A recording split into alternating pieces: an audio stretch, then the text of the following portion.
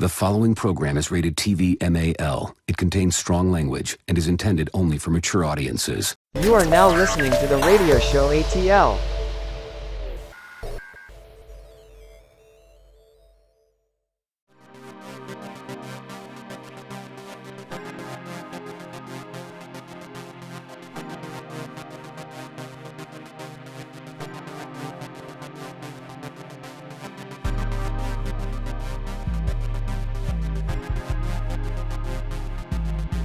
All right, so the guys that we got with us, they don't really need an introduction. It's Zeus and Zino's Easy Talk Podcast. They're home away from home.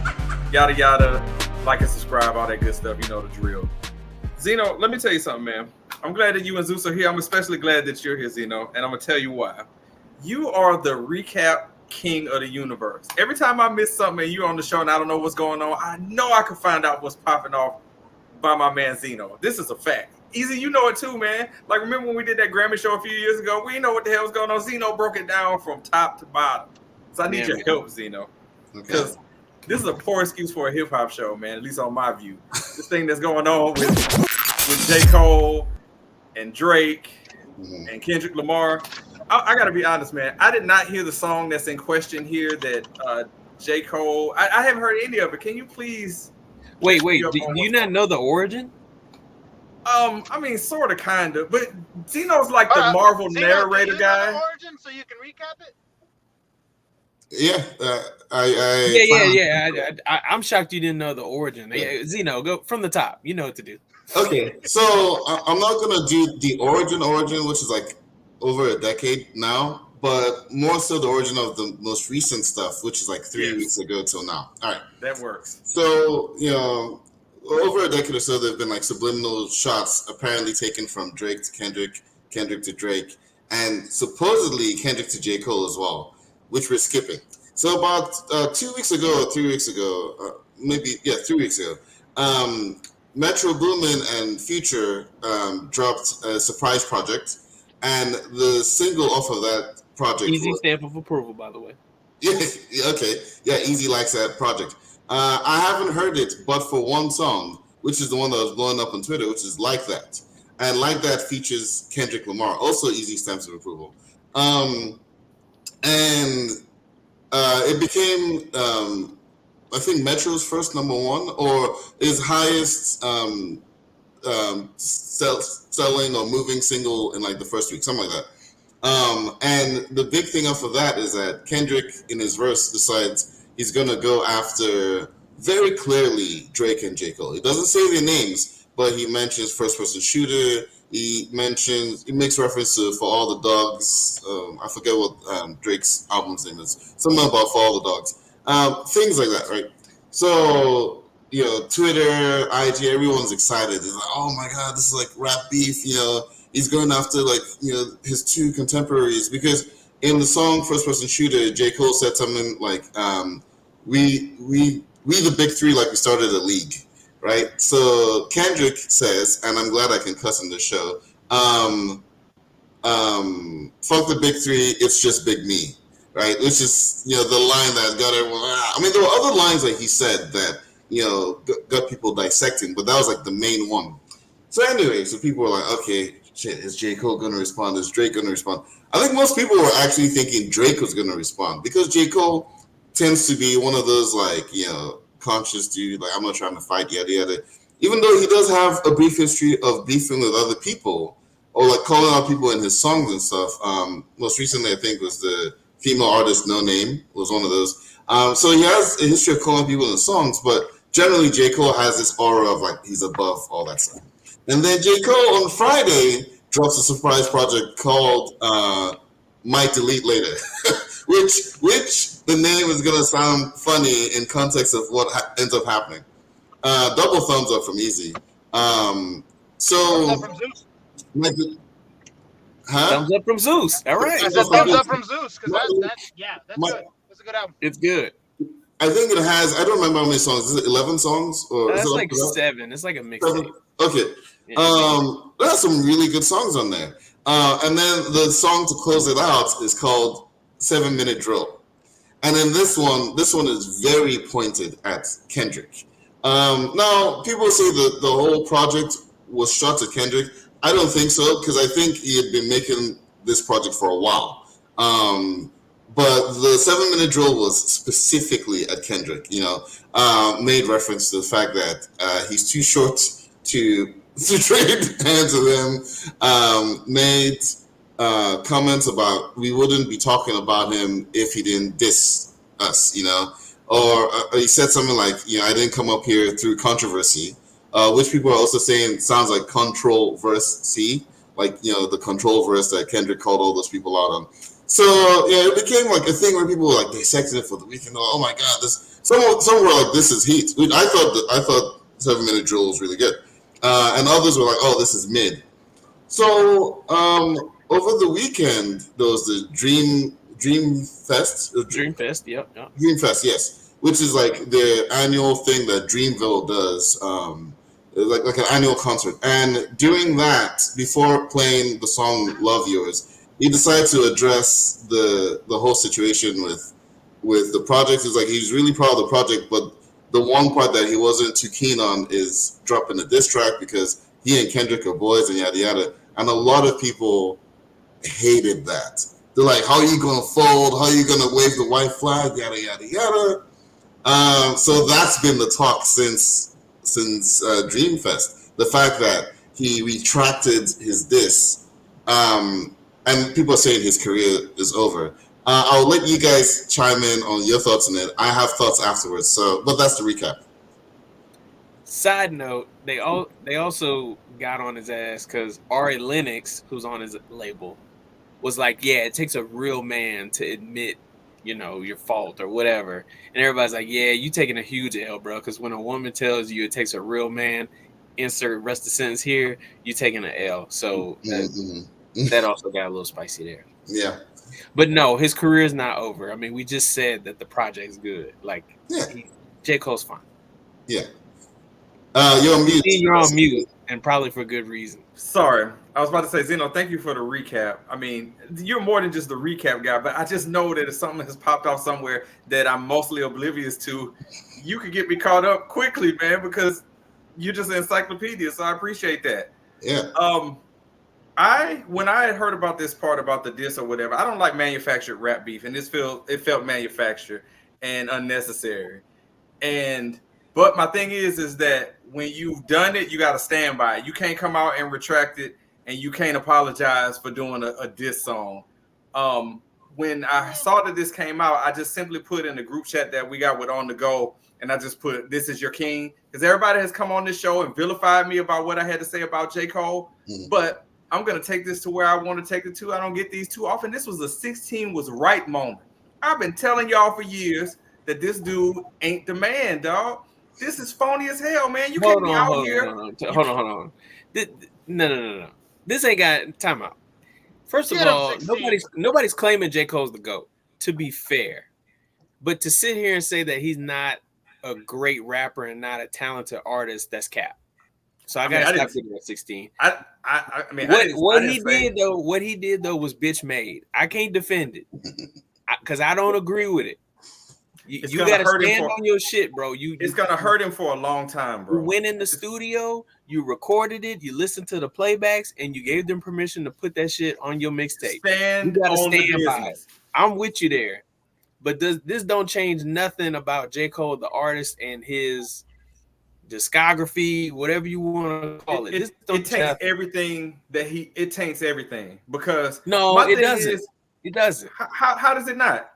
How does it not, bro? We're talking about hip hop, bro. Like just because this don't change nothing with his artistry. Nothing. I saw Zeus come off the camera. Yeah. So he came off the camera for a second. Just to give my usual stare to 16 when he's wrong. Oh, okay. There you go. J. Cole is still one of the greatest rappers of this generation, and I know this generation's the entirety of it is not great. But if we're gonna sit here and act like he hasn't made an impact and he's not a great artist, 16, I tell you this all the time. But you one of the only people I know that don't like J. Cole. It's weird.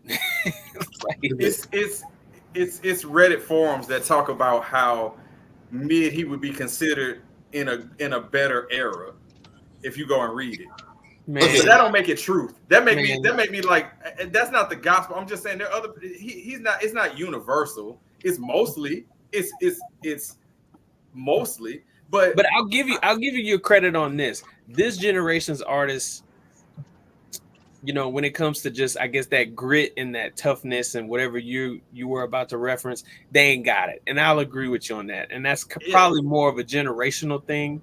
So Yeah, I have a quick tangent, and then also have thoughts on this particular situation. All right, the quick tangent on what Easy said earlier about one of the best artists of this generation, or better artists of this generation, and then he also said, granted, this generation is not all that good. True, and the reason being, and I sound like an old head for saying this, this generation, anyone can put out music now, right? There was a time, you had to be pushed on the radio and put out there. It had to be hot. Now everyone can just push. Yeah, you got SoundCloud, you got all this BS. Yeah, so that's why you get a lot of basic stuff leaking through. And J. Cole, Kendrick for sure. In my opinion, Drake as well. There are those artists who are a cut above. Those artists that would. They're the big three. Yeah, they would make it in the previous era. Whereas some of the ones that are around now wouldn't make it back then. All right, so my thoughts on this whole J. Cole thing. When I saw that he apologized, I went and watched the video of him apologizing, the 3-minute thing, and I was like, okay, I guess, I was really looking forward to the back and forth of the rap beef or whatever, but then he was like, it just didn't sit right with him, so I was like, all right, shit, I guess it's not his thing then. But I definitely wouldn't be like, well, now I can't listen to his music anymore, which I know that's not what you said, 16, because you already didn't like him, but that's what a lot of his fans are saying. They're like, oh, I'm burning my J. Cole posters, I'm deleting. I'm like, are you serious, dude? Is it that deep? I hope there's no guy who's a rap fan who has a J. Cole poster up, though. I just want to put that out there. That's what I'm saying. That's true. But check this out, though. But Zino, you had said something about, as far as with J. Cole, people turning on him or not wanting to listen or whatever and stuff like that. Sometimes you just, it's like, man, if you knew it wasn't in you, then you just don't put it out, man. But you can't get up there and get this heartfelt apology. Just don't put it out. So one thing I will say about that, right? First of all, I feel like, and this isn't a dig at anyone here, but I've told this to Zeus as well in political conversations. The thing I've observed about America is here more than a lot of places, apology is seen as a sign of weakness. So him apologizing, for his fans, they were like, you're making us all look weak because we spent the whole weekend bigging you up. And now I'm embarrassed. I'm like, dude, why are you embarrassed over what someone else did? I thought you guys are like, you shouldn't have put it out, but he did put it out. And then he was like, nah, I shouldn't have done that. And he walked it back. Versus other people that will do some shit, realize they're wrong, and then they have to double down because they can't admit being wrong about something. A lot of people are saying, oh, he took it back because the diss track didn't hit like it was supposed to. I don't think so. If anything, at least it was 50-50 where there were people saying this shit was hot and this shit was mid. I really do take him at his word, where it was like, that shit didn't sit right with him. Because you put out something thinking, oh, it's just bars. And then you start seeing social media commentary going after Kendrick himself, which is what people do online. They go too far all the time. And, a real beef, the ones that really hit, are the ones where they actually hate each other. Those are the ones that we love to see because then they go in. Like Pusha T freaking exposing Drake for having a son and all that stuff. Drake could have told us by himself when he wanted to, but Pusha T was like, no, I'm going to talk about the fact that you have a son. I'm going to talk about the fact that your mom's a single divorced woman. I'm going to talk about the fact that 40 looks like he's 80 and he's dying. Like, that's the kind of disrespectful shit you want to see, which is it's terrible, but you want to see in an actual beef. And J. Cole and Kendrick are supposedly friends, and J. Cole's like, can I really go to that level with someone I actually consider a friend? And he was like, nah, I can't. So he pulled it back. It's weak. The only way J. Cole can make this right is if him and Kendrick get back in the studio and do that album they were supposed to do together. And even that's gonna feel phony. It's what it's so just my ears won't feel phony listening to it.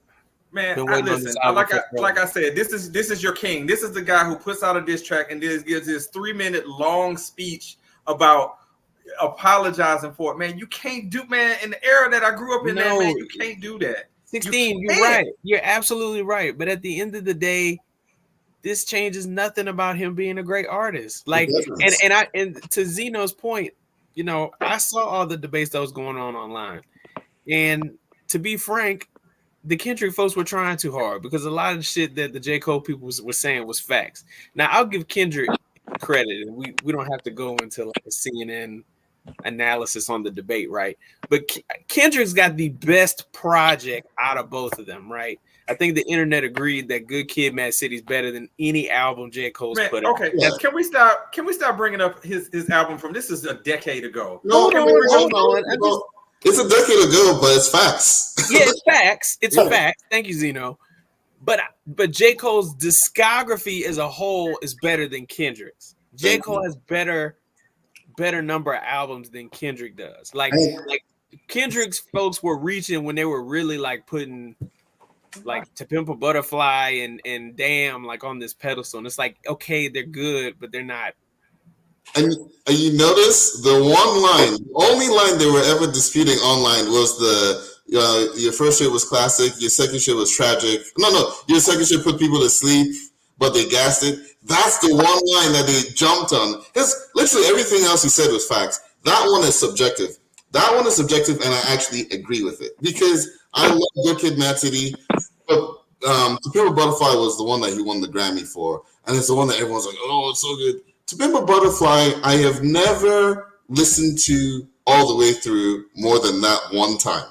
Now, there are songs on it, like All Right is one of my favorite Kendrick Lamar songs. Great, one of my favorite Kendrick songs. Yeah. Wesley's Theory is good. Wesley's Theory is good, too. Mm-hmm. So their songs are good, but people are like, "Oh, it's a classic project."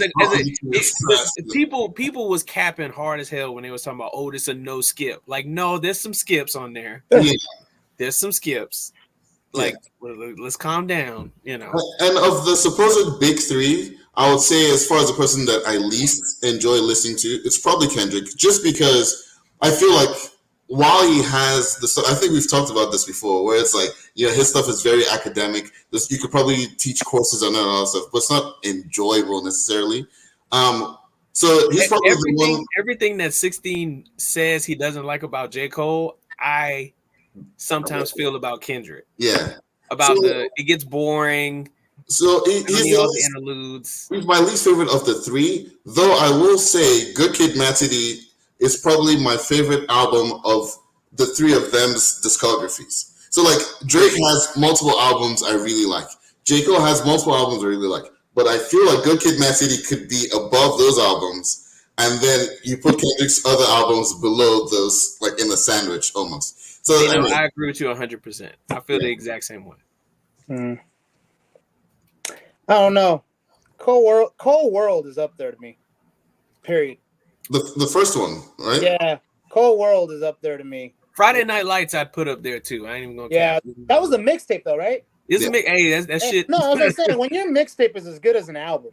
Yeah, that's why it's up there for me. So we're all in agreement that 16 is wrong again. Correct. Yeah. Correct. What? Okay, so the conclusions are it was weak to take it back. Yeah, I don't think so. You know what? No, I'm not. I'm gonna pull back a little bit. You know what I'm gonna say because the thing is,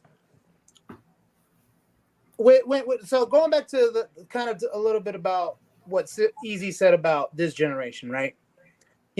This generation doesn't produce as well to us as previous generation, right? But we also got to think about the fact is all of us here are damn near 40, right? So the artists that are coming out are much younger. So it's just gonna be a different taste, period, right? It's the TikTok. Zeus, no disrespect, but I'm not close to 40. Are you above 30? At 30, right at 30. No, you're damn near. But anyways, it's almost over. So, and look, Zeus, some of us are 40 plus. All right, so together as a Yeah. group. The mean, But like the average. Voltron stuff at 40. So I kind of look at it like I'm like it was one of those things that maybe he had a little bit of buyer's remorse. But the thing is though, was the actual diss track that Cole put out on par to Kendrick Lamar? And was Kendrick Lamar's even a diss track? It wasn't just a verse, like a power verse.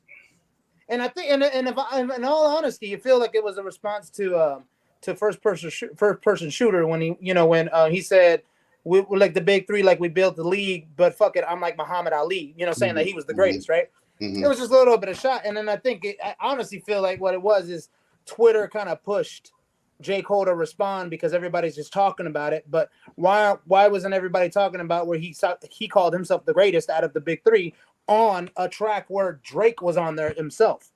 You know what I'm saying? So you feel like it was gamesmanship a little bit, just a little, slight, competition, because hip hop is built on competition. Yeah, it's built on competition. Yeah. But honestly, like Zino, you already said it. Cole is kind of one of those like, I'm here to be me, where he's other ones okay, y'all want to do all this beef shit, but he still releases beef. It's just I don't know.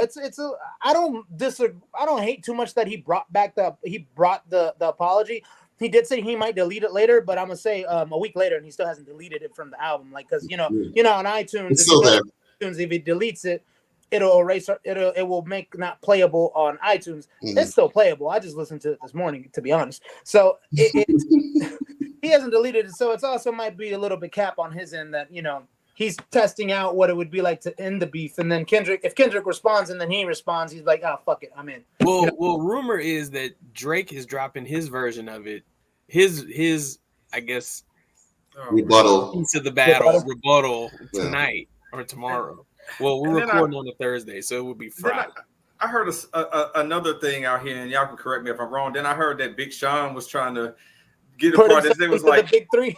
Yeah, they're like, dude, like enough. Like they released on. I saw it on Facebook. Yeah, something where they were talking about all the people who mentioned the big three, and Big Sean was like, everybody was like the big three: Kendrick Lamar.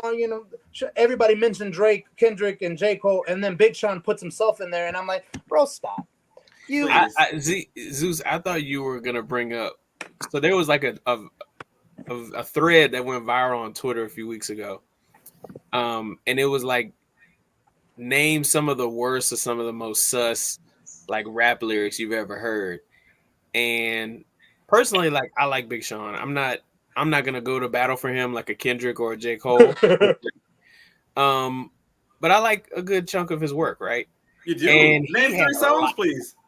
Okay, so you got Marvin Gaye and Chardonnay, you got Single Again, and then you got I Don't Fuck With You. Thanks. Yeah. Anyway, all right. You win because everybody was better even than Eminem. You win because I couldn't name you one of them, so you could have made up some shit and neither one. So there you go. Right. He also just did a Tiny Desk that I thought was pretty good. I don't know if you watched it. I haven't watched it yet, but anyways, me neither. Zine. I was busy doing anything else. Go ahead, Easy. But Big Sean, surprisingly to me, had a lot of like shitty representations on there, and I was like, damn, bro, Big Sean got some really bad misses on here. Like, there was a lot of lyrics on there that was like, you know where he hit though?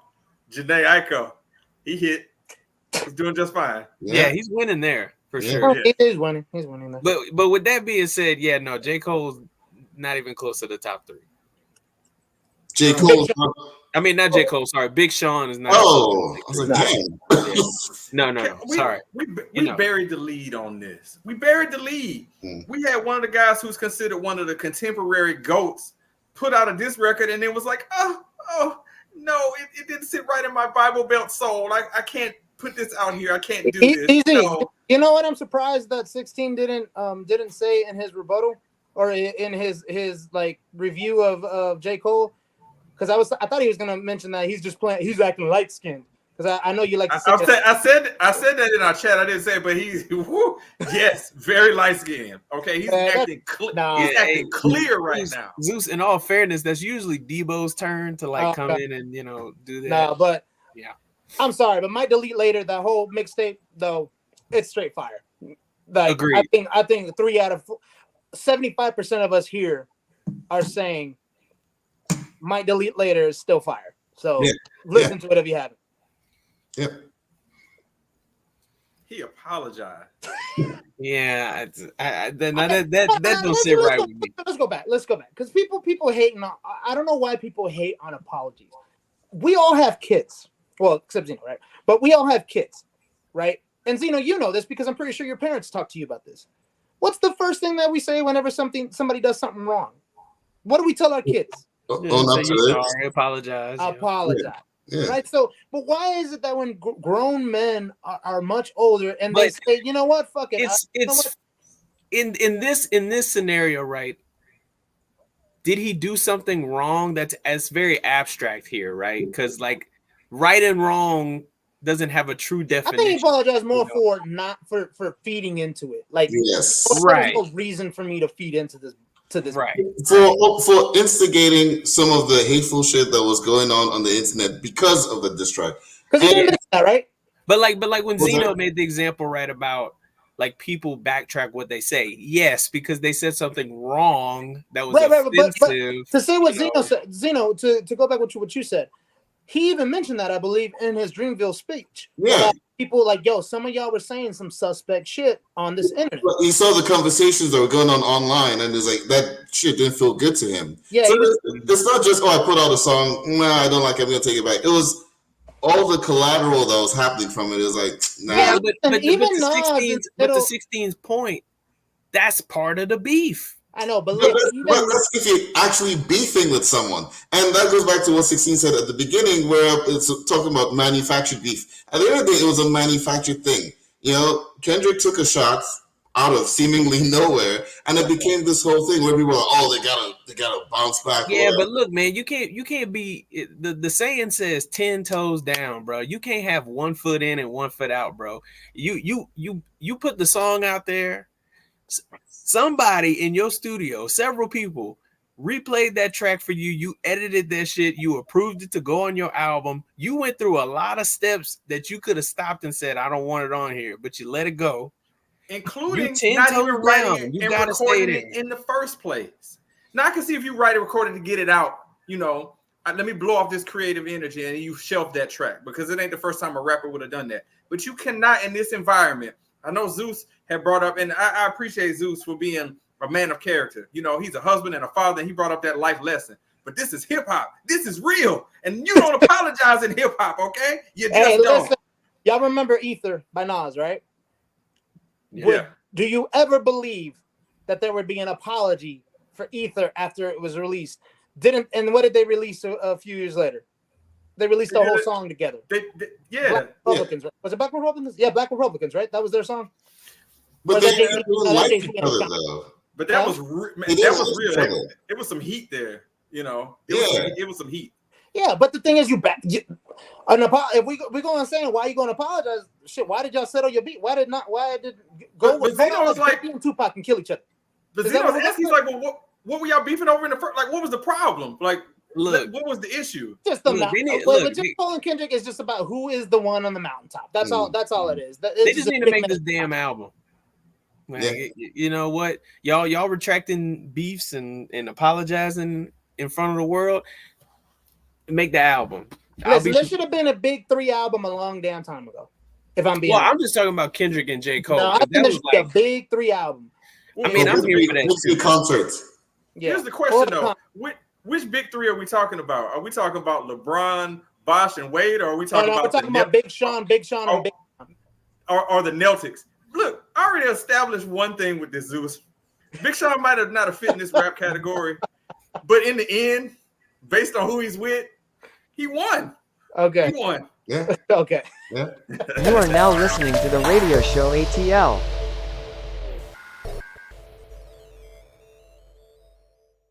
Talked about for a long time Andre 3000 with this Flute album, okay?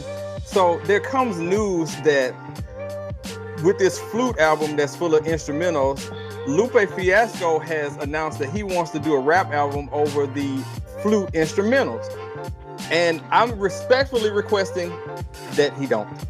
You're listening to the radio show ATL on YouTube and all other podcast providers. I don't want I mean, I could care less about the Hawks, right? Like, I don't hate them like the Falcons because that's, it's that's real life. Yeah, it's real. Like, it's real shit. Like That's real life. Like the Hawks win the NBA championship, I'm not tripping about it. I'm just being honest. Like Falcons win the Super Bowl, I'm gonna be pissed about it. Anyways, how you feel about the Braves winning the World Series though? Oh, I'm cool with that. Like I grew up watching the Braves. Well, 16 knows that 16 was one of the biggest Braves fans you've ever seen in your life. Was until they decided to move to Cobb County. All right in the middle of the worst intersection they could ever move to. Also, they took away all the black players. Oh, hold on, my dog. I didn't know we were going to go this route, but going to where the Brave Stadium is, that they didn't fuck up no traffic because I worked there. And I never have to worry about. I ain't talking about the traffic. No, I'm talking about the issue is all the black players are gone. All the black players are gone, and it raised the price on everything. But I told him they brought them all back. I told him I was like, bro, they brought them all back. Yeah, like Easy's right. English not their first language, but they back. They black. You know what I'm saying? Michael Harris. Michael Harris, right down the road. 10-year contract. Was it 9 years? Yeah, 10 years. Ozzy Albies speaks 6 languages. Arcia, Ozuna. Whoever the Braves are against, go whoever the opposing team is.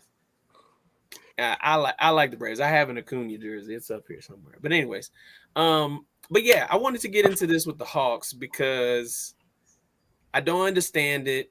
And, with my experience as a 2K GM, I feel like I need to address this experience to the table.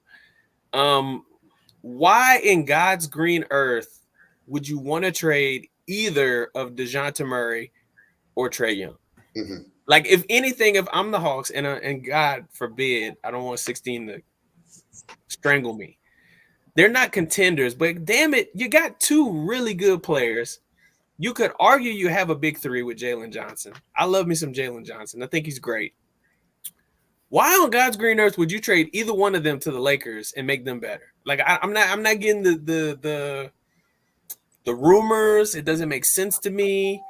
Number one, because again, you're trading away one of your better players. Number two, what the hell are the Lakers going to give you for either of them?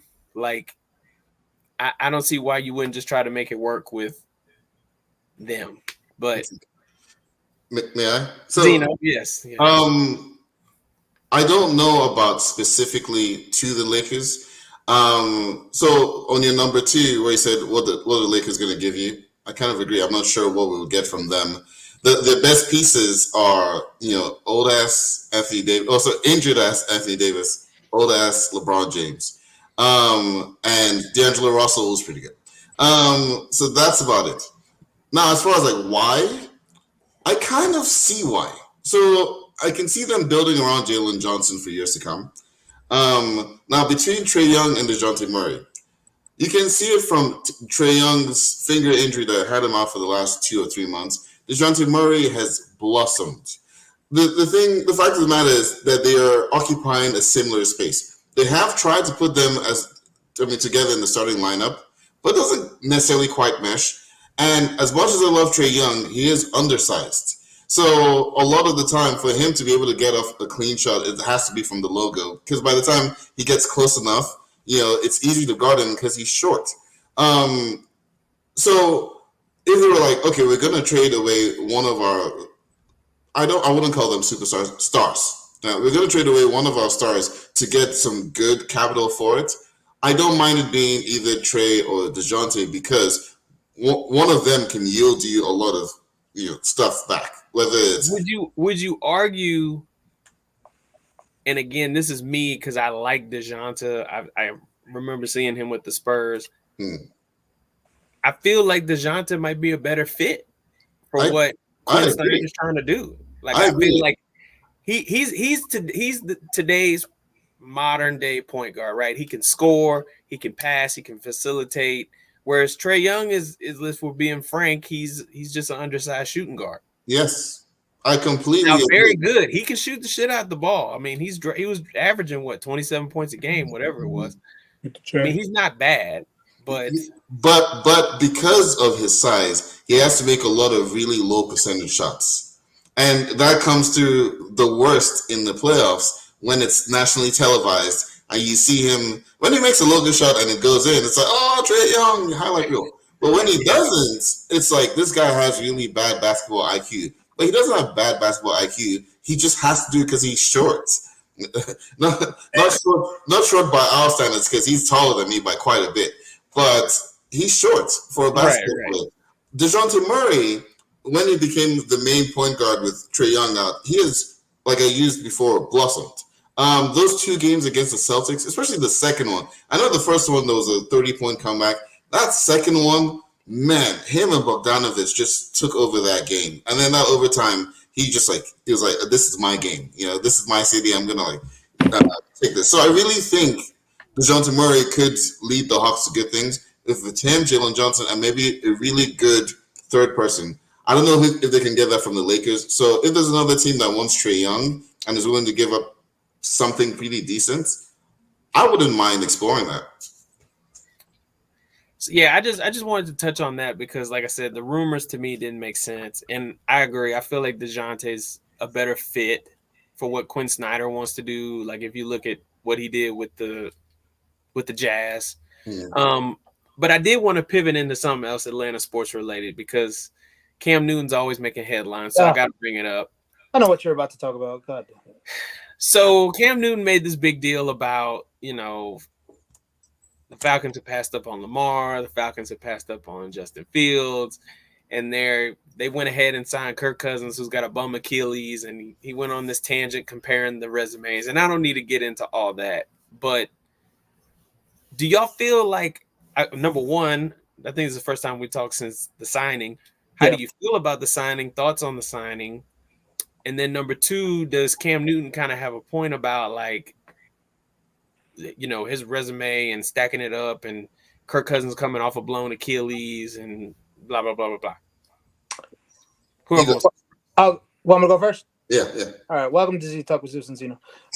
So with the to go on the Cam Newton thing, first of all, Shannon Sharp pissed me off when in the middle of him saying that, because the thing he was saying was, the Kirk Cousins signing, you could have gotten Cam Newton, Justin Field, and Michael Vick all for that same amount of money. Basically saying that you could have gotten all 3 of those for the amount of money that they're giving. Acting like $45 million for a quarterback is a lot, because that's really what it is. It's $45 million for the next one for this year, next year, and then after that it's $10 million, right?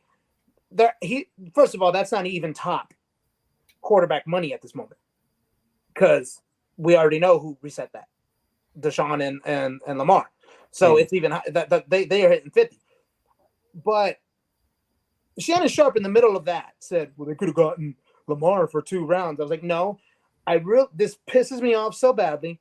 I don't know if you guys buy into that bullshit, but it pisses me off so badly when they try to mention that Lamar Jackson could have came to the Falcons. Lamar Jackson was never an option for the Falcons, because no matter what, all that would have been Terry Fontenot. Thank you, New Orleans, for giving them to us. Terry Fontenot negotiating the contract for the Ravens, because all the Ravens are going to do is going to match whatever they give, unless it's something egregious that they're like, oh no, y'all can have them, but by the way, y'all got to give us 2 first-round picks. So now you guys are back in cap hell and you're giving up 2 first-round picks, right? So it pissed me off. Shannon Sharp's been in the league too damn long to be saying something that's stupid. He knows better than that. So that pissed me off on top of that. But going back to your actual question, which about the Kirk Cousins signing, right? One, the Falcons did not pass up Lamar Jackson. I've already mentioned that. They also did not pass. The Falcons did pass up on Justin Fields, and so did 30 other teams. Right? And guess who got him? The offensive coordinator, who was the head coach, who looked over him when he was here with the Falcons. So he just got him and I don't believe it was a buyer's remorse, kind of like, oh, we should have had him the whole entire time. Because honestly, I'm pretty sure he still would have been fired if we had Justin Fields instead of Desmond Ridder and Mitter. Yeah, Mitter and Mariota. Even though I actually like Ridder. I actually think he could have been a really good backup quarterback for. Well, let's say that offline. I don't want that to ever make it to the internet. He would have been a good. Listen, with backup quarterbacks, he had already something that a good backup quarterback needs to have. He has game time experience, and out of the 7 wins that the Falcons had, he had 6 of them. The actual quarterback, the one that we have now, is 1-3. That's a worse win-loss record with the Falcons than than Desmond Ridder. So I think Desmond Ridder could have been a good backup. And I honestly think Arizona Cardinals, when the Falcons traded for Mooney, was it Mooney, Zino? Yeah, right. We traded for Arizona. Was it Mooney or Moore?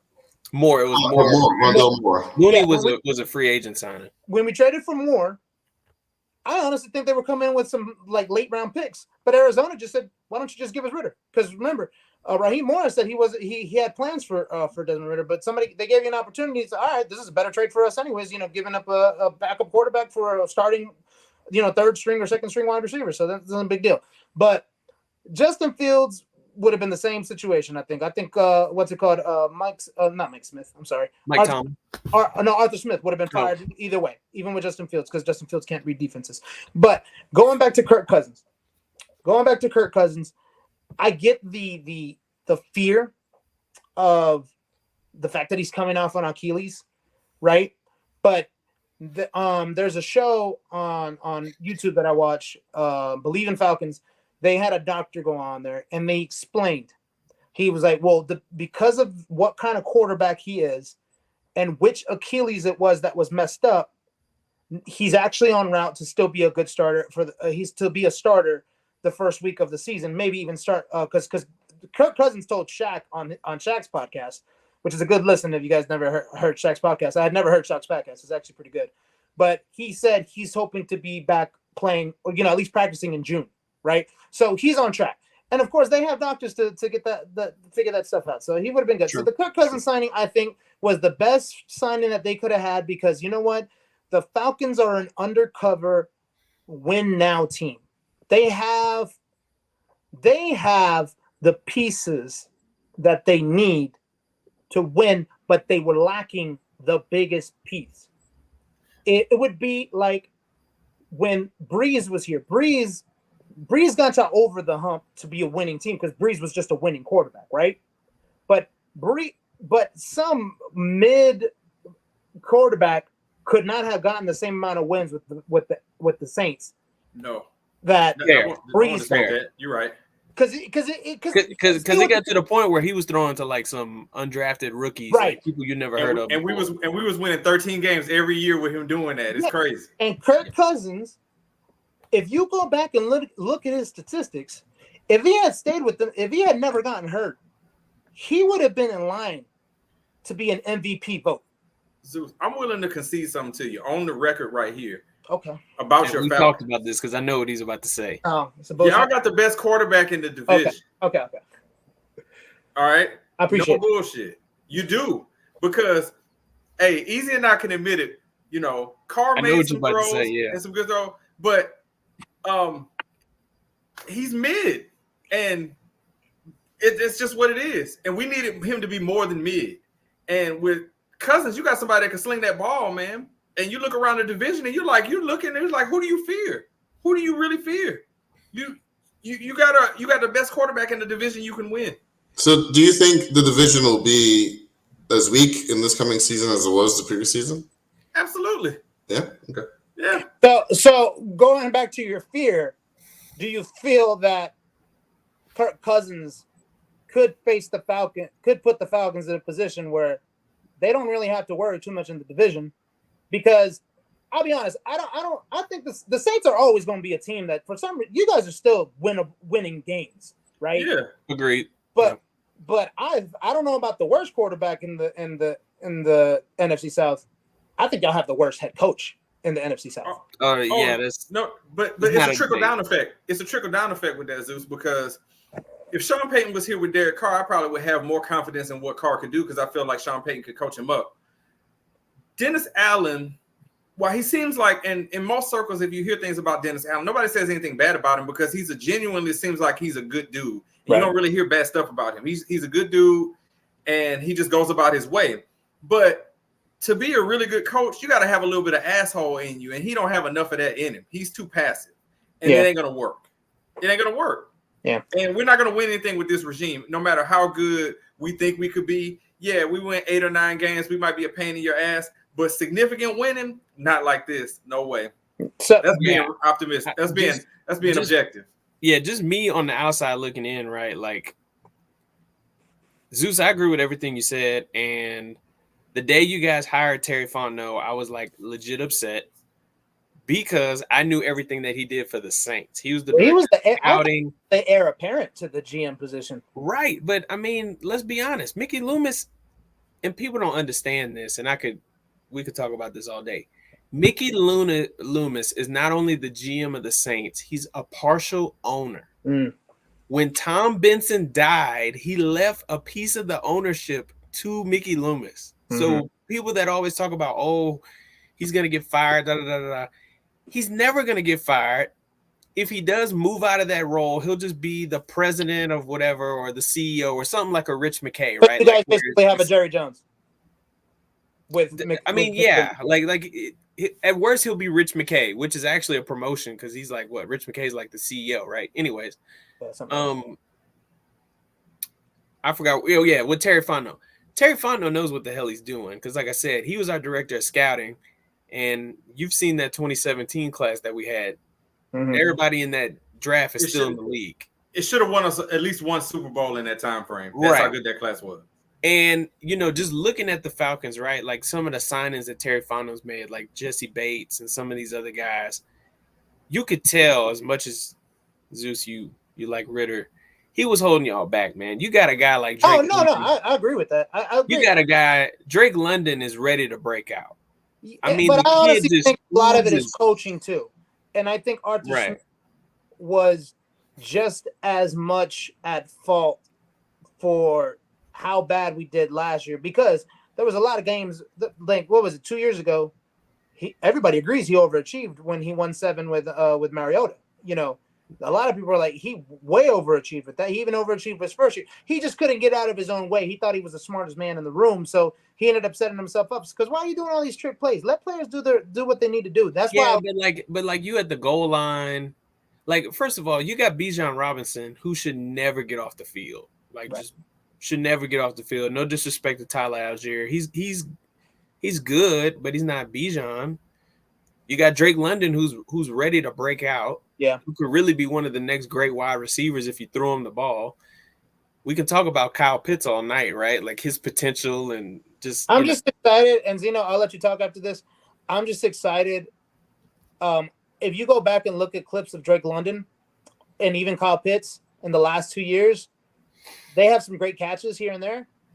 None of them are in stride. Right. It's all contested. In stride. Kirk Cousins will let them catch a lot of things in stride. And I honestly feel that if they continue to get the right pieces, on defense and maybe in some more offensive pieces in the draft and maybe even after free agency, because a lot of people are like, oh, they haven't done shit. I was like, there's still free agency after the draft too. You wait until after the draft. They never stop signing people. If Zino, you can agree. You're in the know, I'm sure, about the seeing Falcons signing people. They sign people way before training camp is over. Sometimes, so it's never over on that. I think they can get some more. And if they do that, if Kirk Cousins goes back to form, he can honestly be the Peyton Manning for us that the Denver Broncos got. His not his Super Bowl years, but definitely, that 2015, 2012, 13 year where they were always in positions to win and getting division wins. I think Kirk Cousins can definitely do that for the next 2 years. I still think that they're gonna. I think and I hope that they might go back into the first and draft another QB to sit behind this year. If not this year, definitely next year, to sit behind Kirk Cousins for 1 or 2 years to make that person the heir apparent to the position. I keep saying Penix. I don't know if that'll happen because apparently his draft is starting to come up, in the last this off season with the pro days and all that stuff. So, but maybe it's that's what I'm hoping it is. Just to have him sit behind for a couple of years, just to kind of get because this whole thing of quarterbacks needing to be ready the first season. I think it's kind of starting to move back a little bit because when it did happen back with Matt Ryan and whomever, back then when you had to just start the first season, just be a starter, no longer sitting behind somebody holding the clipboard. But since then, the defensive players have evolved, and now it's you need some time to develop to be able to play against these defensive players, if that makes sense. So, but even then, Matt Ryan was kind of the anomaly there. It was just one of those random and situations where he Flacco had to start. Like you weren't going to start whoever the hell the backup. I give him credit. He was a playoff. He made the Falcons a playoff team his first season, so it worked out in that aspect. But yeah, you used to have to sit that 1 year and get and learn, and then they thought now it's like, look, man, you got 3 years. You better make it happen, or you're out of here, type stuff now. Yeah. So that's what the league is now, bro. Like Jordan Love, like he had to sit for 3 years, but it worked out, for them. But there were just a couple of things I wanted to touch on. First, Tyler Algier. I gotta go to bat for him because Bijan I think he's obviously more talented. Everyone can see that. But I don't remember a single time Tyler Algier was the reason something bad happened. Like I don't remember some fumble or some. Never had any, I don't think. Exactly, or some boneheaded play, which Bijan had a couple. I don't remember Tyler Algier doing that. So I guess where I was going with that was that there were situations where like Bijan should have got the ball, and it's like I get what you're saying, but the thing is, though, remember what Bijan said when he said he was like, "What do you say when people say you'd be too high of a draft pick to be drafting?" He's like, "You're not drafting I'm running back. You're not drafting a running back. You're drafting a player, a game changer." So he's his own. There's no other Bijan Robinsons in this draft. Yeah, and that's saying a lot. And I just wanted to big up Tyler Algier real quick. He does his stuff. And I also want to touch real quick on Arthur Smith. So the problem I have with this guy, right? He might be a talented coach. There might be a talented coach in there somewhere, but he's also very pompous, and it comes across in his press conferences. And I feel like maybe there was like a loss or two there that maybe wasn't his fault, but the buck stops with you. So when they start talking about it, it comes to you. And then he gets very defensive about things about, oh, this is the play that blew it for you guys. So then he will double down on it in another game in a position where you shouldn't be doing that. And then it inevitably fails, and the Falcons inevitably lose. And it was one of those self-fulfilling prophecies where he just kind of, everyone said he was bad, and because he wanted to prove them wrong so badly, he ended up being pretty bad. So I'm hoping. Well, when you do a bunch of jet sweeps with Jonnu Smith, your job's. Yes. So I'm hoping there's a lot more hubris. Sorry, a lot less hubris. A lot more humility in. Oh my God, I forgot our head coach's name. Raheem. Yeah. Because he's him. Raheem Morris. I'm hoping there's a lot more humility and willingness to see, hey, if I did this wrong in the last game, let's fix that. I don't know if 16. I feel like Easy would be, because Easy, you're less of a hitter, but I don't think 16. If you would be willing to, but the Falcons media team released Raheem Morris's first meeting with the Falcons, like with the players. I honestly recommend anybody to listen to that just because of how motivational it is. He's not speaking about the Falcons doing this and doing that. He's just giving motivation as to what the team is going to do, right? And you can listen to him and you can see why he became a head coach again and why it makes sense for him to become a head coach. So I honestly highly recommend that you just go listen to that, even if you're not a Falcons fan, just because it's like you can see why he beat out Bill Belichick, probably the greatest coach of all time. And then real quickly, I just wanted to just so you know, Jonnu Smith is now a Steeler, I believe. Oh, he is. Yeah. I mean, hey, look, I think Zino just made the point, right? That like how Arthur Smith just wants to be right so bad. So, when Jonnu Smith is like a key player for, the Steelers. For the Steelers, it's just because, Arthur Smith wants to prove all right. But 16, I'm sure he wants to say something. So. Well, no, I was just going to say, Zeus brought up all the right things. He was saying motivational, not about the Falcons, just something to kind of get you going through your day. No. You are now listening to the radio show ATL.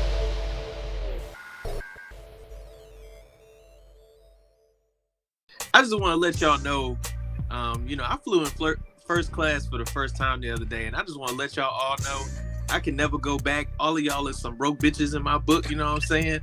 I was drinking my free alcohol with my pinky up. Y'all can't fuck with me no more. I'm different now. I just want to let y'all know. You're listening to the radio show ATL on YouTube and all other podcast providers. I did want to take a second to because it's always great when we have Zino and Zeus here. They're our boys, you know, ZZ Talk Podcast. We've been down with this since they started their show. It's been like 4 years at this point that we just been kicking on a regular basis, and we just can't have y'all around enough, man. So we just appreciate y'all being just good friends on and off air, man. It's great camaraderie between the shows, and we appreciate y'all, man. Yeah, we always appreciate the invite. Appreciate the invite. You're keeping ZZ Talk alive, even though we haven't recorded in a while. But we'll see. It'll happen. Zeno, I'll convince Zeno to give me another chance. Yeah, don't break his heart like the Atlanta Braves, please.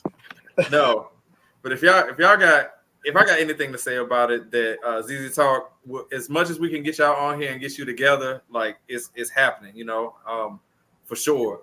So I wanted to ask, you know, while we had y'all, even though we're wrapping up here, tell the folks who are going to watch this. I know the information will be in the podcast description. I know I'll be asking Zeno this when he come and guest host. Where can they find the archive so people can watch what a great show you guys have done and listen as well? ZZ Talk with Zeus and Zeno on just honestly. So if you do look up ZZ Talk, you will get ZZ Top. So you have to include ZZ Talk with Zeus and Zeno. Yeah. But if you do, you'll pull us up, and there's I think, if I'm not mistaken, I think our conversation about James Franco. We talked about James Franco and what Seth Rogen, Seth Rogen, right? Rogen, yeah. We talked about when their friendship broke up. Yeah. And it still gets hits, which is crazy because it's still up there like in the couple of Ks. So that's hilarious to us. I should check out like YouTube account. Maybe we have like 10 cents in there or something. Yeah. No, but they deserve it, man, because y'all do a great show, and as many chances as we can get to get both of you two in front of a microphone, I'm gonna make the call. I'm gonna send that text like, "Hey, man, what's up?" You know it's coming. Zeno, listen, I got at Zeno the other day. I mean, we did a show with a movie podcast not too long ago, but shoot, I was still hitting up Zeno. He's like, "Yo, 16, back up off me, man. I need my weekends back. All right, I'm good. All right." But the point is, we love y'all around here, man. Y'all got a movie? Y'all got a movie podcast? Go hit me up. Y'all like movies? No, we did one with a movie podcast. But Zeus, I want to mention this too, is that we have another spinoff of the Aftermath that we've been doing ever since WrestleMania season. It's called Loser Leaves Town. All right, it's a wrestling podcast that we've been doing. Y'all need Zeus around that, okay? Now I gotta give a shout out to Big Debo and to Uncle Chris. All right, it's the three of us, and we actually have a name for our faction. We're called the Work Rate. That's what we're called. The Aftermath, man. We break it down everything WWE, AEW, and all the state of the business. Man, please put that on the description tab because I got people need to hit that up. I'm down with that. I'm down with a little bit of wrestling. We even mentioned it a little bit today. So with yes, we're gonna have to get you on. We're gonna have to get you on, Zeus, so we could talk some pro wrestling, man. But you're in there with that. But Zeno's reaction to wrestling is the same reaction that me and you have to fantasy football. Yes, we could live our entire life without dealing with it. But one other thing too, wanted to point out. Zeno, there's nothing wrong with knowing your place because I'm the same way with wrestling. I mean, I know. But Loser Leaves Town is very entertaining. Speaking of entertaining, I'm just since we plugging stuff. Also, I, along with great friend of the show, Juicy K, we did a full-on review of Beyonce's Cowboy Carter album, which is in the archives as well. Go check that out. It's me actually being positive about music instead of being old and honorary. So please go and listen to that. We definitely appreciate that. As my brother just. So first of all, his look on his face proves that he's not listened to a pod that's on his own podcast network first. He's shocked. Let's put that out there. And then no. I knew you did an episode with Juicy K. I did not know that was the topic. Yes. I got to hit up Juicy K because you're my blood brother. And I've been telling you to listen to crap for forever. And you did a full-blown review of Beyonce's country album? Yes. You want to go listen to it, too. Listen, it's been the #1 show on our feed the last week. Where have you been? And thank y'all for doing that, by the man, way. I'm hitting up Juicy K right now. Like, as we speak. I'm just saying, it's out there right now for y'all to listen to. But aside from all that, I got all that in there. Talked about Lose or Leave Time. We talked about ZZ Talk and also the podcast I did with Juicy K as well. If you want to be a guest on the radio show ATL, just send us an email to radioshowinbox@gmail.com, or you can send us a text 678-800-1677. We look forward to hearing from you. So, again, appreciate people listening, watching, all the underground artists and the people that we're affiliated with who send us your music. We thank y'all for that. We will be playing some of that music in the music break on this episode, so make sure and look out for it. Otherwise, man, we just, appreciate the love. Go listen to Zino and Zeus. Run their numbers up so they can come on back on a semi-weekly basis or somewhere in there. But, yeah, man. We might – sorry, I didn't want to cut off your outro, but we might do, a Doctor Who type of thing where we do, Christmas specials or holiday specials. I'm gonna hold you to that, Zeno. As opposed to, full-on weekly shows. So, you know what? Let's find out what the next big thing is. And you know what? It'll be great. It'll be a quarterly, so every 4 months. And Zeno will probably be able to recap everything that happened in 4 months successfully. Right. And do it in 5 minutes. Nobody does it better than him with that one. He's, like I said, he's the narrator of this universe that we got going on. But we're going to say it again on record. When y'all not doing stuff, man, bring y'all asses back to the show, man. Let's do it. Always. All right. So please. 16 with the ZZ Talk signal. That's right. Just put the signal out there. All right. Well, with that being said, shout out to all our podcast homies on the go, My Black Friend, The Break Room, everybody that's affiliated with us, Small Talk, the Fletcher Twins, everybody out there, man. We appreciate y'all. So please just remember and never forget, you're not just listening to a radio show or some radio show. You're listening to the radio show ATL. Thank y'all for listening, watching, downloading. Like and subscribe, because every like and subscribe is another like and subscribe. So like and subscribe. Oh, wait a minute. One last plug too. Voice ATL interviewed your boy about the show. Link in the podcast description. Read it. Please. All clicks count. We appreciate y'all. Oh, one last thing too. J. Cole was weak for apologizing. Stop.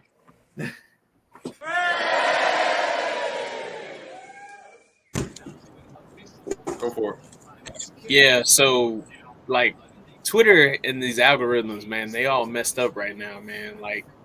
Every time I get a tweet from one of y'all, I'll click on it, and then my timeline thinks that I like the stuff that y'all sent me, and they keep putting it on my timeline, man. And then now I'm getting ads from every member of Donald Trump's family every time I log on.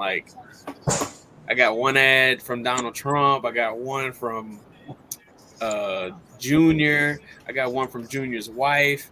I'm getting ads from everybody, bro. It's crazy. Have you accepted Trump as your? Is what they're asking you. Have you accepted Trump as your Lord and Savior? No, but it's they all reading the same script, bro. There's no variation of the message. It's all like Trump will be like, hey, I know times are tough, but if you have $5, it'll be very appreciated, much appreciated. And then Junior saying the same thing. It's man, you're a billionaire, bro. Just figure it out. Yeah. I'm sure they will make do. Did y'all see he was in Atlanta today? He was, yeah. Yes. Yeah, bro. He went, bro. I don't know if you've seen that 16. We might need to get your reaction live on camera. I heard about him going. Didn't he go to Chick-fil-A? I heard something about that. Yeah, bro. And he bought everybody milkshakes and chicken sandwiches. But it was mobs of black people hugging him, running up to him, and one lady was like, hey, I know the media said we don't fuck with you, but we love you. And yeah, dude, I'm shocked you haven't seen this. I haven't. And matter of fact, go to PodFam right now and we could get your reaction live, because I sent both of the tweets, I believe. Yes. Let's see. So you can look at the first one. The first one should be him giving a little introductory speech. Hello, how are you all doing today? I'm sorry. It's taking me a second to scroll through. I have to get through all the scattered ass that's in this right quick, and then You're well. I'm speaking for Debo and Jimmy, but you're welcome. Let's see.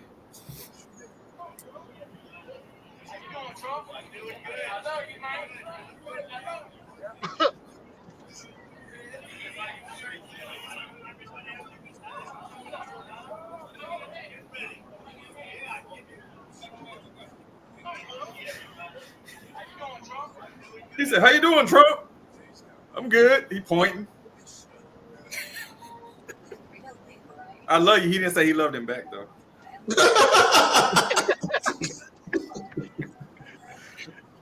Let's keep going. But there was like one girl that like walked up and gave him a hug, and that's the one that said that.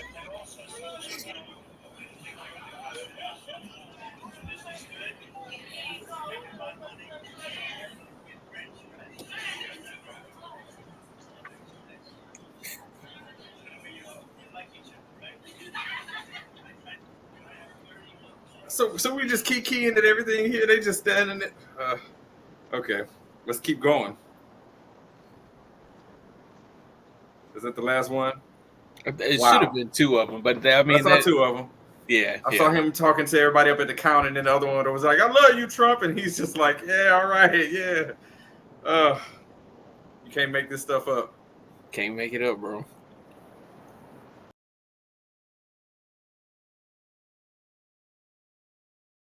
And because I know some people were like trying to say like, oh,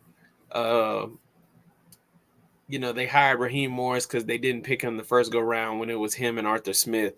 Did Terry Fontenot make that hire, or did Terry Fontenot inherit Arthur Smith? I feel like he inherited Arthur Smith. So apparently, so Arthur Smith got hired first.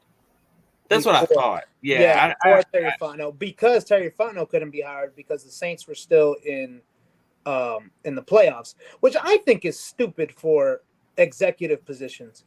I don't see why you can't hire an executive position for you can't hire somebody in an executive position just because their other team isn't. It's not like the same as a coach.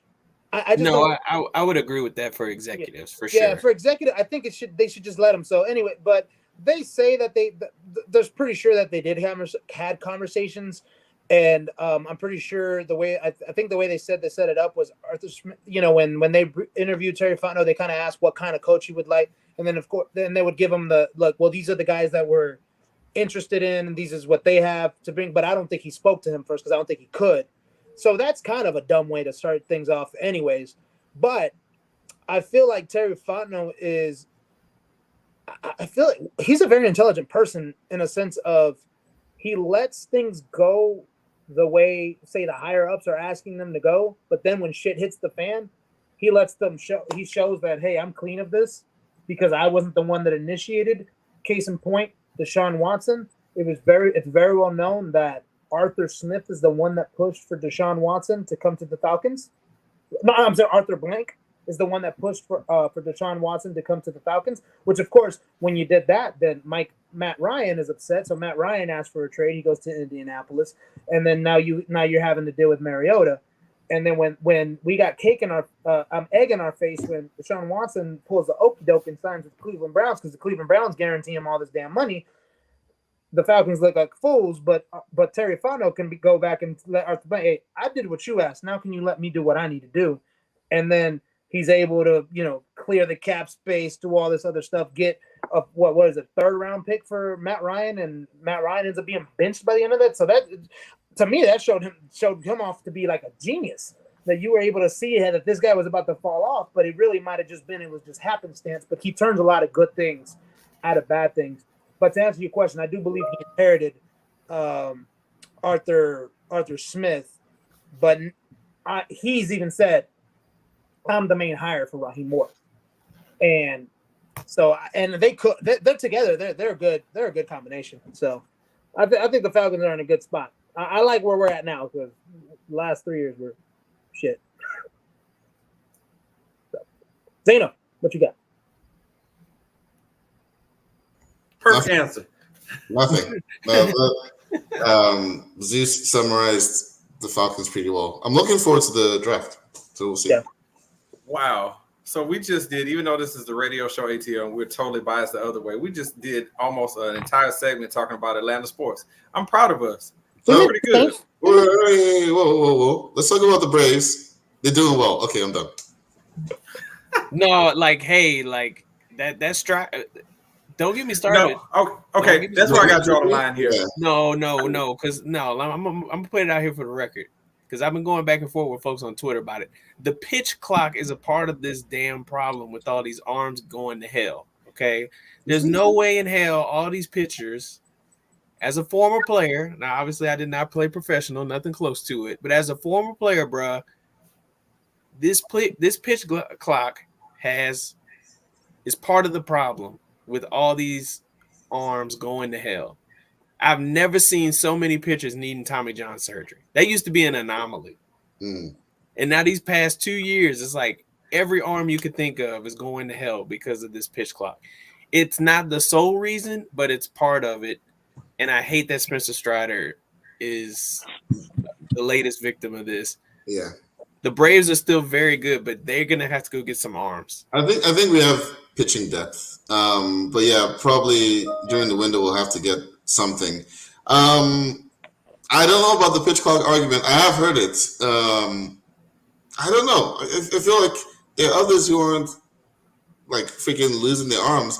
Spencer Strider, his thing is he goes all out, all gas on every pitch. Well, and that's part of it too, right? Is that like when you look at the human body is not made to throw 100 miles an hour consistently. All the time. Yeah. But the pitch clock, you only have 20 seconds in between pitches. So now you're rushing and now you're doing things that you normally would not do if you had more time. Mm-hmm. You get what I'm saying? I'm fine with the pitch clock. I get why it's there, but give it at least a 24-second. That shit's at like 20 seconds, I believe. Yeah, and at by the time like a college shot clock at like 30-something seconds. Yeah, it's supposed to be for you to start your wind up. So you've got them doing all the BS they do about like scuffing their shoes and yada yada, walking around. And I get that part of it. Yeah, by the time they get to it, it's like 10 seconds, and then they have to like get into the wind up. So yeah, I see what you're saying. It sucks though. I really hated that he went down so early in the season. But I don't know how long how long they say the recovery was. Oh, Tommy John's a year. Oh my god, minimum. So and this is his second one. Yeah. So if he has another one, his career is over with. He might not come back the same to this one. Like Soroka. I know it wasn't Tommy John. Soroka's back. These are the White Sox, but I mean, like, not the same. Yeah, that's what I'm saying. Like, yeah, like, I mean, they're literally taking a piece of your hamstring and bringing it up to your elbow. Like, yeah, like it's that's. I'm laughing at 16's face of. Yeah, 16 doesn't want us to talk about the Braves, but Zeno, I will make one point though. They need to go get like another like legit pitcher. You're already dependent on 40-year-old Charlie Morton, like. So 16, me and you might 16. Me and you might unite again because I have to ask Easy a question because he said something that perked my ears up a little bit. Did you say you're a GM in 2K? So does that mean you do fantasy for basketball too? Do I do fantasy for basketball? Yes, but it's literally just to kill time. I got you on that one. Yeah. But hey, to be fair, I didn't bring it up. You asked, so I had to ask because you made that comment. So I was like, "Oh, he's a GM." Yeah, but I didn't even go to fantasy route. I said 2K because it's a video people game out there. You know, everybody goes on 2K and takes their favorite team and wins like 6 championships in a row, right? Like, you know, like everybody's gonna do with the new NCAA that's coming out. Yeah. I did want to. I said this earlier with Caitlin and who was the other lady? Angel Reese. Right. Do we know? Does anybody know who won? Like, did anybody give a shit about the men's Final Four? No. Right. I know who won because someone told me afterwards. Yeah, I know who won too, but Look. So does that mean? What I'm asking is, does that mean that there's a possibility that the WNBA might become something that people start to No. Fucking no. I'm with you, Zeno. I was hopeful. All the momentum that women's college basketball had, I'm not saying that it's about to hit a wall, but it's definitely plateaued. I mean, but all the good women players that were in the Final Four now, right? A lot. Yeah, all of them are. But they're going to be drafted. So Caitlin Clark, they're. I think that they're. I'm wondering if they're going to start building around. They should. If the WNBA is smart, they should do what college has done with Caitlin Clark and Angel Reese. A lot of people have been comparing it to like Bird and Magic, but that's really what they need to do is to like take what women's college basketball has done and hype the hell out of it. Yeah. Yeah. One thing I'll say on that is part of what makes a sport big is fandom, right? One of the things that made Atlanta United so successful was the fact that from day one, they were able to fill it out and get that atmosphere in there. College, you can always generate that fandom because it's tied to where you went to school, right? Or where my cousin went to school, uncle went to school. But for a professional sports team, you actually have to attend. And once Caitlin Clark leaves Iowa and she's now joining the Atlanta team or whatever. Joining Fever, I think it's called. Arizona Fever. Yeah, I think the Fever. They got the number one draft. Yeah, everybody's mentioning the Fever, so I'm assuming they had the first. Yeah, I was just picking a random team. So anyway, once she goes there, it's not like, the people of Arizona are now like, let's go. Like, they might do that for like a game or two. But I don't think she's going to sell tickets like that. I actually think there was this thing that came out where Ice Cube said that there were big three.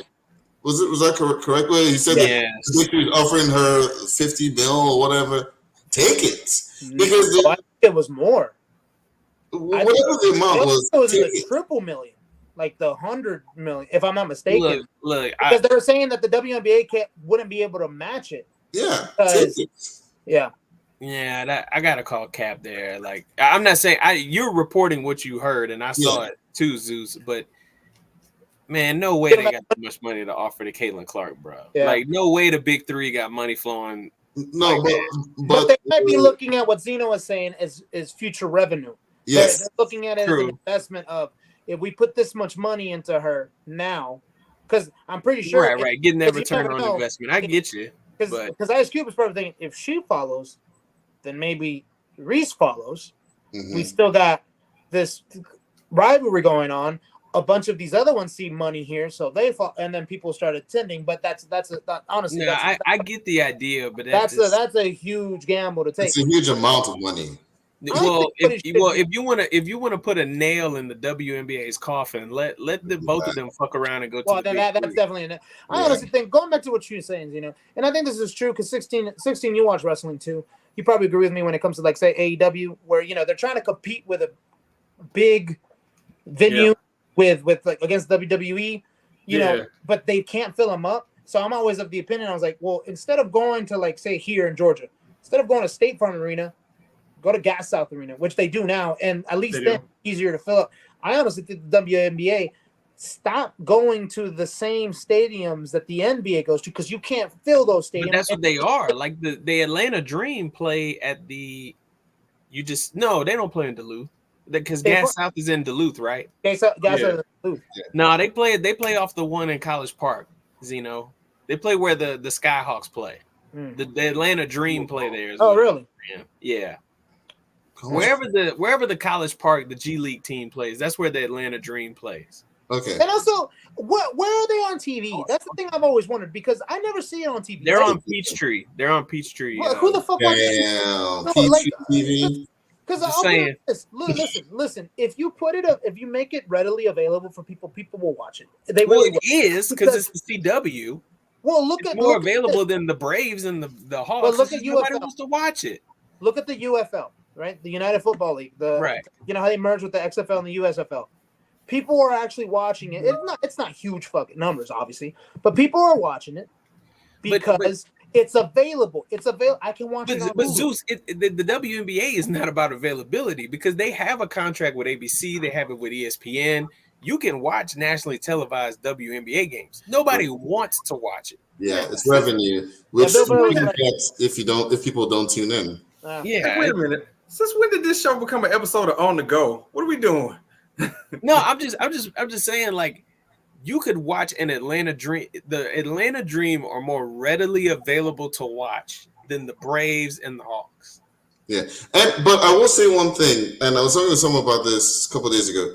The Braves and the Hawks might be harder to like watch because you have to have Bally Sports, which is an Bally sucks. Yeah, so some people will find ways to get it because they already have this baked in like legacy fandom, right? The Braves they've been in Atlanta for 60 years. The Hawks, however many years, so they have that baked in fandom. The WNBA cannot afford to do that. So even if they're more readily available, it's like people are not going to seek it out. And I was talking to someone about this because the MLS has gone that route where it's like, oh, you have to have Apple TV, MLS season pass to watch it. This is the stupidest thing they could have done because now the only people that can watch it are season ticket holders who get MLS season pass for free, and the people who want to pay for MLS season pass, which is literally 0 people. So now they're reducing what would have been eyes on the league, the league that they're trying to grow. They've reduced it because of money grubbing. Yes. And I agree. I couldn't agree with you more. Yeah. Say that again. Apple paid them good money for the contract. Yes, they did. But I mean, the league. I'm not saying that the MLS is going to like fold or whatever, but they stopped in the momentum. Exactly. You had great momentum. You got every city in the world that's adding a team to the league. You got folks like Messi coming over. Golly, if it ain't broke, don't fix it, bro. Exactly. There was no problem with Atlanta United being on Peachtree TV, on the CW. There was no problem with them being on there. Yeah, and they if it screwed ain't broke, it up. don't fix it. Yeah, now you screwed it up. And then you didn't even have the audacity to say, well, if you already have Apple TV Plus, we'll give it to you for free. For free, yes. Like the NFL does with Amazon. For Thursday night. Yeah. But guess what? You got to pay for that separately, like League Pass or like Red Zone. Well, not Red Zone. Sunday Ticket. Yep. So, utterly ridiculous. Very. Like I get it. You got Messi in Miami and he's doing what he's got to do with Yosef Rodriguez, but come on now, or Martinez, but come on now. Oh, they released him. They released Martinez. Damn, does he suck now? Yeah. I'm not trying to go down that road. But Joseph Martinez, the one that kicked ass here? Yeah, from United. He was in Miami. Yeah, he had that really bad injury. He's only like, is he even 30? I'm sure it's like. But he like the reason why he wasn't with Atlanta anymore because he like ripped his knee, right? Yeah, he had that really bad injury, missed almost the whole season. Came back, it wasn't quite the same. Like you could tell he lost a step. But the reason why he's not here is because he like got in like actual altercations with the staff. There was like stories of him flipping tables and shit. And like, yeah. We're like, we don't need that here. I just thought about a very ZZ Talkish segment. I think me and you did this one time, Zino. Something similar is I think we rated like the hardest team sports, and I think you said soccer was the biggest team sport, if I'm not mistaken. That you think it's the most team sport. Although, as far as like, what do you like? If like you can't have just one player dominate. Yes, correct. Yeah. So then that because based on what y'all say, I thought soccer players could play until they're like 50 almost. Well, they can So my question is for sure. So I wanted to ask, who do y'all think is the sport that you can last the longest, and the sport that you can last the least? I think all of us are going to agree. Least is probably football. American football, yeah. Well, no, positionally though, you can be a kicker in football and be pretty old. Yeah, but kickers are on a very short leash. Like there's a balance there, right? Because you got some 40-year-old, Adam Vinatieri's and Robbie Golds, but you also have Garrett Hartleys of the world that win Super Bowl titles, but then they're out of the league after 2 years. You got that balance there. I think for me, baseball, with the team aspect of it, Mike Trout's a beautiful example, right? He's been one of the best players in the league for a long time, and the Angels suck.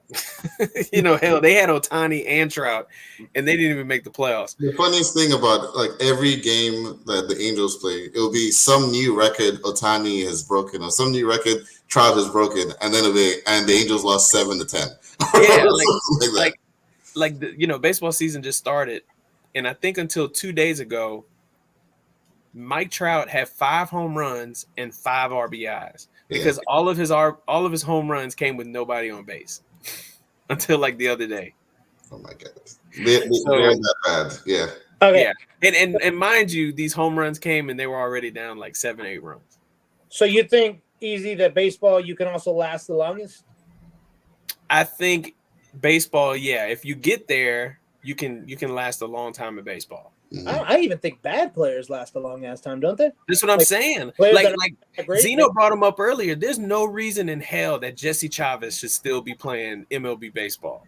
But Brian Stickler, like, I don't know if Jesse got photos on that man or what. He just loves him. My man, Jesse's been on like 7 different teams. Baseball is just easier on the body, or is it because it's? I think so. Yeah, you think so? I think so. Yeah. I think it depends. Like with somebody like Jesse Chavez, he's a relief pitcher, right? So kind of that wear and tear on. I mean, he's like 40. He might be 42. He might be 41. His role is less wear and tear on the body versus like a center fielder that might rely on speed. But the beauty of baseball now is that like if you're getting up there in age, but you're still a productive hitter, you can just be a DH. Yeah. Or I don't want you playing in the outfield no more, so I'm gonna just put you at first base and just, But that's like 1,000 baseball players, aren't there? Like damn. Yeah, but the toughest challenge with baseball, right, is to get to the big leagues and to stay. Gotcha. So you got the bigger barrier to entry, but once you get there, you're there. Yes. You could make the argument for basketball, but basketball there's only like what? 500 players, NBA players. Like if we're just, it's probably right. Yeah, like 12 per team, so that's like 360. But then some reserve players get. Yeah, like if you count like G League and like and like out of the country too. But like basketball, like I mean, you got what thousands of baseball. You mean? No, I'm talking about basketball. Like basketball, you got like every college has a basketball team. Yeah. Like every country has a basketball team now. Yeah, like every country has a basketball league. Leagues, yeah. So it's like, and you know what's crazy about that? I didn't know this because one of my coworkers, her brother is actually a basketball player in Spain, and she's like, "Oh no, in Spain he's a millionaire. Like they pay you in Spain, like they pay you in those leagues, so you can still make some good money." So if my ass wasn't fat, I probably could have been a basketball player in London. But to that point, right? Like there's Joe Blow that went to like University of Iowa Tech and he could shoot really well and he ended up getting an offer in the Dominican Republic to play or something. Like, it's just there's so many different players. With football though, it's like enjoy why there's a reason why the NFL pension is like 3 seasons. Well, that's the average. That's the average years in the league. So 16, bring us back in, man. Well, we have zero time for anything else because we ate it all up and talking Atlanta sports and other various shit, including talking about the Braves far too long for my liking. But that's fine. That happens sometimes. I hate the Braves, man. They're like the team that just works my soul. 16. Look, Zeno said it earlier.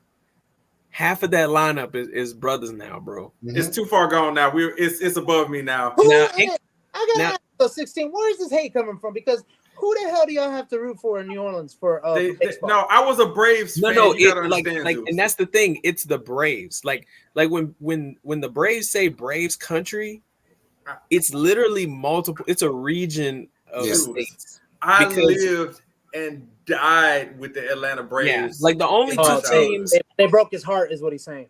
The only 2 teams that like would play in Louisiana, like on TV. I'll never get over the '96 World Series. It's still with me today. Oh, there it is. Well, we got one in 2021. Yeah. Y'all got one in 2021. I was actively rooting against it. County Braves got one in 2021. Yes. Forget that. I don't care about the Marietta Braves, the Smyrna Braves, whatever you want to call it. Man, what's our boy name, Raph? God. Oh, Bobby. Hey man, shout out Bobby, bro. Because when the Braves won, man, he went on Facebook Live and was like, "Congrats to the Cobb County Braves. If you live in Marietta, Smyrna," he started name dropping all the cities in Cobb County.